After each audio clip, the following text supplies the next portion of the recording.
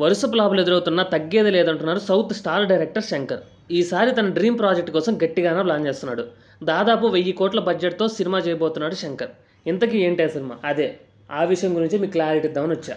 South సినిమాకు గుర్తింపు తీసుకొచ్చిన మొదటి దర్శకుడు శంకర్. అప్పట్లోనే పాన్ ఇండియా సినిమాలు చేసిన ఆ స్టార్ డైరెక్టర్కి ఈ మధ్య టైం అస్సలు కలిసి రావడం లేదు. తీసిన ప్రతి సినిమా డిజాస్టర్ అవుతుంది. శంకర్కు వరుసగా ఫ్లాప్స్ ఎదురవుతున్న సంగతి తెలిసిందే. ఇండియన్ 2, గేమ్ చేంజర్ సినిమాలతో 2 బ్యాక్ టు బ్యాక్ ఫ్లాప్స్ ఇవ్వడంతో శంకర్ పని అయిపోయిందంటూ విమర్శలు వినిపించాయి. అంతేకాదు శంకర్ నుంచి ఇంకా ఇండియన్ 3 కూడా రిలీజ్ అవ్వాల్సి ఉంది. కానీ అది అవుతుందో లేదో క్లారిటీ లేదు. అయితే ఇలాంటి ఇబ్బందికర పరిస్థితుల్లో ఉన్నా కానీ శంకర్ ఏ మాత్రం తగ్గేది లేదంటున్నాడు. ఎలాంటి పరిస్థితులు ఉన్నా సరే తన డ్రీమ్ ప్రాజెక్ట్ను తెరపైకి తీసుకువస్తానంటున్నాడు. భారీ బడ్జెట్తో పాన్ వరల్డ్ స్థాయిలో శంకర్ చేయబోయే డ్రీమ్ ప్రాజెక్ట్ ఏంటి? రీసెంట్గా ఆయన ఆ విషయంపై ఇంట్రెస్టింగ్ కామెంట్స్ కూడా చేశారు. ఇంతకీ శంకర్ ఏమన్నారంటే, రీసెంట్గా వేల్పరి బుక్ ఈవెంట్లో డైరెక్టర్ శంకర్ తన డ్రీమ్ ప్రాజెక్ట్పై క్లారిటీ ఇచ్చారు.